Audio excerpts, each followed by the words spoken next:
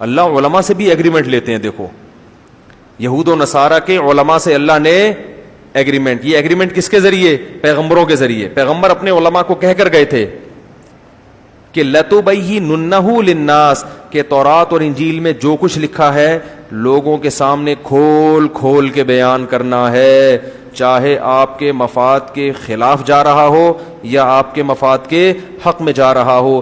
وَلَا تَكْتُمُونَهُ, اور اس کو لوگوں سے چھپانا نہیں ہے. اور یہ دیکھو جب ہم قرآن لوگوں کے سامنے بیان کرائیں گے تو قرآن میں احکام کی دو قسمیں ہیں, ایک کا تعلق ہے عقیدے سے, ایک کا تعلق ہے عمل سے. عقیدے کی اہمیت زیادہ ہے یا عمل کی زیادہ ہے؟ بولو نا. عقیدے کی. اب عقیدے کی اہمیت زیادہ ہے تو عقیدے بہت ہیں اسلام میں. ایک توحید کا عقیدہ, رسالت کا عقیدہ, آخرت کا عقیدہ, جنت جہنم کا عقیدہ, فرشتوں کے وجود کا عقیدہ. تو ان میں سب سے اہم عقیدہ کون سا ہے؟ توحید.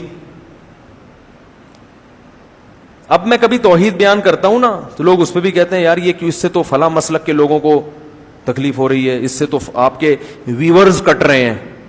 تو میں ان سے کہتا ہوں بھائی اگر یہ بھی بیان نہیں کریں گے, توحید بھی اگر کھول کھول کے بیان نہیں کریں گے, تو بہتر نہیں ہے کہ میں بھی ایک چھولے کی ریڑھی لگا لوں؟ کیا ہو گیا؟ یعنی اگر قرآن کی جو ایک تو عقیدے سے اس کا تعلق ہے جس کی اہمیت عمل سے زیادہ, اور پھر عقیدے میں سب سے اہم عقیدہ کیا ہے؟ توحید. اور توحید میں بھی آگے یاد رکھو توحید کی اپوزٹ کیا ہے؟ شرک. توحید کا الٹ کیا ہوتا ہے؟ شرک. تو شرک کی نفی کرنا توحید ہی ہے نا. تو سب سے بڑا شرک پتہ ہے کیا ہے؟ اللہ کے سوا کسی کو مدد کے لیے پکارنا. یہ شرک کی سب سے بڑی قسم ہے اور سب سے خطرناک قسم ہے جس نے ہمیشہ مشرکوں کو برباد. ہر دور کے مشرک اس قسم کے شرک میں مبتلا ہوئے ہیں. وہ یہ نہیں کہتے تھے کہ اللہ جیسا اللہ بھی کوئی ہے, وہ کہتے تھے جیسے اللہ سے ہم ڈائریکٹ پکاریں تو بھی ٹھیک ہے, لیکن اللہ نے کچھ اختیارات اپنے بندوں کو بھی دے دیے ہیں, ان کو بھی پکارا جا سکتا ہے. اسی شرک کی نفی کے لیے دنیا میں پیغمبر آتے رہے ہیں, اور اسی کے لیے اللہ نے ہم سے ہر نماز کی ہر رکعت میں کہلوایا ایاک نعبد و ایاک نستعین, اے اللہ صرف تیری عبادت کریں گے. اللہ کو پتا تھا یہ عبادت کے مفہوم میں گھما دیں گے بات کو, اس لیے اگلا جملہ کہلوایا ایاک نستعین, مدد صرف تجھی سے. استعانہ مدد کو کہتے ہیں. تو اب یا اللہ مدد کے علاوہ تمام راستے اللہ نے بند کر دیے کہ نہیں کر دیے؟ تو یہ والی شرک کی بھی اگر ہم قسم بیان نہیں کریں گے, مصلحت کا شکار ہوں گے کہ ویورز ٹوٹ رہے ہیں, لوگ خراب ہو رہے ہیں, تو بھائی پھر تو قیامت میں پکڑے جائیں گے. اللہ کہے گا میری وحدانیت بھی اگر تم سے ممبر پہ بیٹھ کے بیان نہیں ہو رہی تھی تو بہتر تھا کہ تم بھی یو پی پہ انڈا موڑ پہ ایک چھولے کی ٹھیلی لگا کے بیٹھ جاتے. تو یہ بڑا خطرناک شرک ہے. ہاں اس پر جو اشکالات ہوتے ہیں کہ پولیس کو بھی تو مدد کے لیے پکارا جاتا ہے, وہ تمام اشکالات کے میں ایک بیان میں جوابات دے چکا ہوں, اس کو سن لیا جائے دوبارہ. تو اس لیے میں کہتا ہوں بھائی اپنے حال پہ ترس کھاؤ, صرف یا اللہ مدد, صرف یا. ہم یہ نہیں کہہ رہے کہ جس نے یا رسول اللہ مدد کہا وہ کافر ہو گیا, نہ. کفر کا فتویٰ لگانے میں بہت احتیاط ہے, کیونکہ ہم اس سے پوچھیں گے تمہارا مطلب کیا ہے اس کا, تو مطلب میں جا کے گہرائی میں کہیں سے بھی کوئی تعویل کھینچ تان کے نکالی جا سکتی ہو کہ ہو سکتا ہے اس کا یہ مفہوم ہو, تو اس کو مومن ہی کہا جائے گا جب تک 100% وہ واضح طور پر نہ کہہ دے. لیکن یہ جملہ بہت ڈینجرس ہے. کفر کا فتویٰ دنیا میں لگانے میں تو احتیاط ہے, مگر آخرت میں اللہ بھی احتیاط سے کام لے گا فتویٰ لگانے میں, ایسا نہیں ہے. وہ تو ہمارے لیے اللہ نے کہا ہے کہ تم دل کے حال نہیں جانتے, اللہ تو دلوں کا حال جانتا ہے. اللہ کو پتا ہے کون کس نیت سے کہہ رہا ہے. تو اس لیے میرے بھائی اپنے حال پہ ترس کھاؤ, اپنے مذہبی رہنماؤں کے کہنے پر توحید کا راستہ نہ چھوڑو. عیسائی بھی اپنے آپ کو توحید پرست کہتے ہیں کہ ہم ایک اللہ کو مانتے ہیں, مگر اللہ کو ان کی توحید قبول نہیں ہے. تو اگر آپ بھی یا اللہ مدد, یا رسول اللہ مدد, یا علی مدد, یا غوث آدم مدد, سارے اللہ کے علاوہ پتہ نہیں درجنوں لوگ ہیں, اور یا رسول اللہ انظر حالنا, اے نبی ہمارے حالت پر رحم کریں, اے نبی ہماری طرف دیکھ, یہیں سے بیٹھے بیٹھے پکار رہے ہیں نبی کو, اور یہ عقیدہ ہے کہ نبی صلی اللہ علیہ وسلم بنفس نفیس ہماری مدد کریں گے, یہیں سے بیٹھے ہوئے ہمارا کلام سن رہے ہیں, اور خود قبر میں سے ہوتے ہوئے ہماری مدد وہیں سے کر لیں گے کیونکہ اللہ نے آپ کو اختیارات دے دی ہے. بھائی یہ شرک ہے. اللہ نے کسی کو کسی کی مدد کا اختیار نہیں دیا. ہاں وہ اختیارات جو اسباب کے دائرے میں آتے ہیں, اسباب کی, جس کی کوئی سائنٹیفک لاجک ہو, جیسے پولیس کو مدد کے لیے پکارے تو موبائل آئے گی, اس طرح سے, وہ تو لاجک ہے نا اس کی. ان لاجک جو مدد ہوتی ہے کہ جس میں کوئی ذرائع یا اسباب نہ ہو, یہ مدد صرف کون کر سکتا ہے؟ اللہ. اس کا اللہ نے کسی کو اختیار نہیں دیا. تو ہم نبی صلی اللہ علیہ وسلم کے بارے میں عقیدہ رکھتے ہیں, تمام پیغمبروں کے سردار, بلکہ بعد از خدا بزرگ توئی قصہ مختصر, اللہ کے بعد نبی ہی کا مقام ہے, قصہ مختصر. شاعر نے کیسی پیاری بات, شاعر نے کہا تم نبی کی شان بیان کرتے ہو, کہہ رہے میں مختصر بات کر کے گل ویلے دی تے پھل موسم دا قصہ ہی ختم کر دیتا ہوں. بعد از خدا بزرگ توئی, اللہ کے بعد کون ہے؟ پیغمبر. جس کی بھی تعریف کی جائے نا, اس سے اونچا مقام کس کا ہے؟ نبی کا. پھر آپ کسی کی تعریف کریں, زمین آسمان کے قلابے ملا دیں, وہ تعریف نبی کی تعریف نہیں ہوگی, نبی کا مقام اس سے اونچا ہوگا. سب سے اونچے کون ہے؟ نبی. لیکن اختیارات نہیں ہیں, بگڑی نہیں بنا سکتے کسی کی, کسی کو اولاد نہیں دے سکتے, کسی کو روزی نہیں پہنچا سکتے, کسی کی بگڑی نہیں بنا سکتے, اور چاند کے دو ٹکڑے نہیں کر سکتے. لوگ کہتے ہیں چاند کے دو ٹکڑے بھی تو نبی نے نہیں کیے, وہ اللہ نے کیے ہیں. نبی کو حکم تھا اشارہ کر دیں میں ٹکڑے کر دوں گا.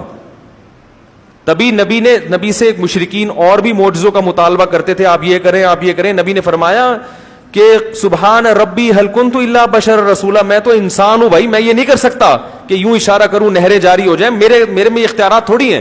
تو اللہ نے کر دیے تھے ٹکڑے, اللہ نے مجھے حکم دیا تم آپ اشارہ کریں تو میں کر دوں گا. تو جب اللہ کرنا چاہتا ہے, میں نے اشارہ کیا اللہ نے کر دیا, اب اللہ نہیں چاہ رہا تو میں کہاں سے کروں گا بھائی, نہیں ہو سکتا. یہ جگہ جگہ نفی کی گئی ہے, جگہ جگہ نفی کہ میں نہیں کر سکتا, میں انسان ہوں. وَلَوْ كُنْتُ عَالَمُ الْغَيْبِ لَاسْتَكْثَرْتُ مِنَ الْخَيْرِ, اگر میرے پاس اللہ کی طرح غیب کا علم ہوتا, مجھے سب پتا ہوتا مستقبل میں کیا ہونے والا ہے, تو مجھے تو کبھی کسی قسم کا کوئی نقصان ہوتا ہی نہیں. یہ میں قرآن کی آیتیں پڑھ رہا ہوں آپ کے سامنے, دو ٹوک عقیدہ قرآن نے بیان کیا, اس میں کوئی کنفیوژن باقی نہیں رکھی ہے. ماں کانا کا وما یکونو, جو پہلے ہو چکا سارا کچھ نبی کو اس کا بھی علم تھا, جو بعد میں ہوگا اس کا بھی علم تھا. تو غلط ہے بھائی یہ عقیدہ. جتنا اللہ نے بتا دیا اس کا نبی کو علم ہے. ہاں وہ اللہ نے ہم سے بہت زیادہ بتایا ہے. علماء مثال دیتے ہیں کہ ہمارے علم اور نبی کے علم کی مثال دریا اور قطرے کی ہے. جیسے دریا میں ایک قطرے کی نسبت دریا کی طرف ہو تو کوئی حیثیت ہے, تو اتنا اللہ نے علم دیا ہے نبی کو ہماری نسبت. لیکن اللہ کے علم اور نبی کی مثال پھر دریا اور قطرے کی ہے. سمجھ رہے؟ کتنی جگہ قرآن میں آتا ہے یسألونک عن الساعہ, یہ لوگ آپ سے پوچھتے ہیں قیامت کب آئے گی, نبی کہہ دو علمھا عند ربی, مجھے نہیں پتا کب آئے گی, اللہ کو پتا ہے. سب باتوں کا آپ نے نہیں بتایا, بہت سی باتوں میں آپ نے کہا مجھے علم نہیں ہے. تو یہ عقیدہ کہ سب کچھ علم تھا, ساری چیزوں کا علم تھا, یہ شرک ہے, کفر ہے. یہ اللہ کی صفت علم ہے, نبی کو کیا کر رہے ہیں؟ شریک کر رہے ہیں. تو اپنے ایمان کو بچاؤ, توحید کے بغیر مغفرت کا امکان نہیں ہے. چاہے راتوں میں تہجد کے محراب بنا دو ماتھے کے اوپر, چاہے رو رو کے پاگل ہو جاؤ, اللہ نہیں مغفرت کرے گا. دو ٹوک الفاظ میں کہہ دیا اللہ نے. پہلے اللہ کو اللہ سمجھا جائے گا تو پھر اللہ سے مانگا جائے گا. تبھی اللہ نے کہا مانگنے سے پہلے بھی کیا ایاک نعبد و ایاک نستعین کا اقرار. حدیث میں, بخاری کی حدیث ہے, نبی صلی اللہ علیہ وسلم نے فرمایا کہ بندہ جب سورہ فاتحہ پڑھتا ہے تو کہتا ہے الحمدللہ رب العالمین, تو اللہ تعالیٰ بندوں سے کہتے ہیں حمیدنی عبدی, میرے بندے نے میری حمد و ثنا کی ہے. وہ سکھائی بھی اللہ نے. جب کہتا ہے الرحمن الرحیم تو اللہ کہتے ہیں اثنا علی عبدی, میرے بندے نے میری ثنا خوانی کی ہے, مجھے رحمان اور رحیم کہہ کے پکارا ہے. پھر جب بندہ کہتا ہے مالک یوم الدین, روز جزا کا مالک ہے, تو اللہ کہتے ہیں مجدنی عبدی, میرے بندے نے میری بزرگی اور میری شان کو بیان کیا کہ میں مالک ہوں گا قیامت کے دن. پھر انسان کہتا ہے, جب مسلمان نماز میں کہتا ہے ایاک نعبد و ایاک نستعین, اے اللہ صرف تیری عبادت کریں گے, صرف تجھ سے مدد مانگیں گے. تو اللہ کہتے ہیں ھذا بینی و بین عبدی, یہ میرے اور بندے کے درمیان ایگریمنٹ ہو گیا ہے. یہ کیا ہو گیا ہے؟ اس نے وعدہ کر لیا, اب اس وعدے کے بدلے میں اس کو کیا دوں گا. ولی عبدی ما سأل, اب یہ دعا مانگنے کے قابل ہوا ہے, اب جو مانگے گا دوں گا اس کو. اس ایگریمنٹ کے بغیر اللہ نہیں دے گا. ولی عبدی ما سال. اب یہ کیونکہ پچھلی امتیں اسی لیے تو ہلاک ہوئی ہیں, اللہ سے بھی مانگ رہے ہیں, حضرت عیسیٰ ابن مریم سے بھی مانگ رہے ہیں, عزیر کو ابن اللہ کہہ دیا تو اب اللہ سے بھی مانگ رہے ہیں, درباروں پہ جا کے بھی مانگ رہے ہیں. نوح علیہ السلام کی جو قوم تھی اللہ سے بھی مانگتی تھی, بتوں سے بھی جا کے مانگتی تھی, تو اللہ نے کہا یہ والا مجھے یہ انداز پسند نہیں ہے. تو پہلے ہم سے ایگریمنٹ کروا لیا. اور دیکھو نماز میں تلاوت ضروری ہے, جہاں سے چاہے پڑھو, لیکن ہر نماز میں اللہ نے پہلے کہا کہ یہ پڑھو گے تو پھر آگے پڑھنے کی اجازت دوں گا. یہ پہلے ہر سورہ فاتحہ جتنی پڑھی جاتی ہے نا, اتنی کوئی سورت پڑھی نہیں جاتی ہے. ہر نماز میں, ہر رکعت میں, تراویح میں 20 رکعتوں میں ہم ہر دفعہ تھکتے نہیں ہیں. لوگ کہتے ہیں یار اب یہ تو سن لی ہے نا, بچپن سے سنتے آ رہے ہیں, آگے چلو. اللہ کہتے ہیں نا نا نا نا نا جب تک زبان سے یہ ایگریمنٹ نہیں کرے گا نا کہ تجھی سے مانگوں گا کسی اور سے نہیں, اس وقت آگے چلنے ہی نہیں دوں گا میں تجھے. 20 کیا 40 بھی پڑے گا تو ہر دفعہ یہی پڑھنا پڑے, پھر تہجد میں اٹھے گا پھر یہی پڑھنا پڑے, فجر کی 2 سنتیں میں پھر یہی ایگریمنٹ, مرتے دم تک یہ ایگریمنٹ تجھ سے کرواتا رہوں گا. اور ہم نماز کے سلام کے بعد اسی ایگریمنٹ کی دھجیاں اڑانا شروع کر دیں, کتنی بڑی اللہ کے غضب کو دعوت دینے والی بات ہے. تو حدیث میں آتا ہے, بخاری کی حدیث, نبی نے فرمایا کہ انسان جب کہتا ہے اللہ تیری عبادت اس سے مدد, تو نبی نے فرمایا اللہ فرشتوں سے کہتے ہیں ولی عبدی ما سال, اب مانگ.